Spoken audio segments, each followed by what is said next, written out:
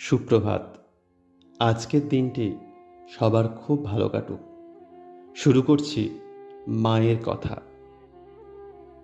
শ্রী শ্রী মায়ের কথা, উদ্বোধন কার্যালয়, কলকাতা। ৯/২/১২ উদ্বোধন।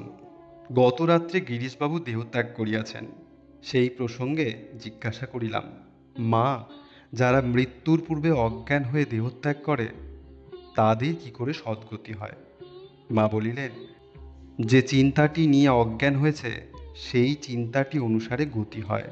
আমি বলিলাম, হ্যাঁ, গিরিশবাবু সন্ধ্যা ৬টার একটু পরে যে জয় রামকৃষ্ণ চল বলে শুলেন, তারপর আর তেমন চৈতন্য হয় নাই। এর খানিক আগে কেবল চল চল করছিলেন। একটু ধর না রে বাপ, এই সব। আমি বললুম, কি আপনি কেবল চল চল করছেন? আপনি এখন ঠাকুরের নাম করুন, যাতে ভালো হবেন। বার দুই আমি এ কথা বলাতে তিনি বললেন, তা কি আর আমি জানি না? আমি ভাবলুম বাবা বুঝি ভেতরে ভেতরে খুশ রয়েছে। মা বলিলেন, যে চিন্তাটি নিয়ে অজ্ঞান হলো যেন ওই চিন্তাটিতে ডুব রইল। সব তার কাছ থেকে এসেছে, তার কাছে চলে যাবে। কেউ তার বাহু হতে, কেউ পা হতে, কেউ লোম হতে হয়েছে। সব তার অঙ্গ অংশ। গৌরমা উপস্থিত ছিলেন।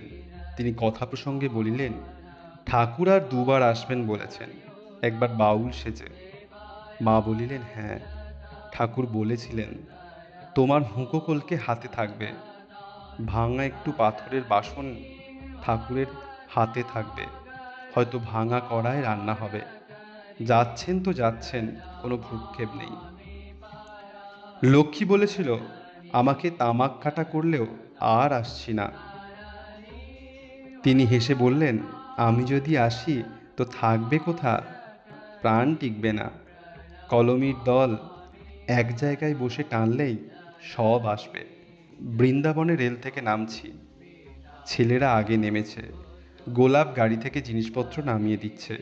লাটুর হুঁকো কলকেগুলো পড়েছিল, আমার হাতে দিয়েছে। লক্ষ্মী বলছে, এই তোমার হুঁকো কলকে ধরা হয়ে গেল। আমিও ঠাকুর ঠাকুর করে আমার হুঁকো কলকে ধরা হয়ে গেল বলে ধূপ করে মাটিতে ফেলে দিয়েছি।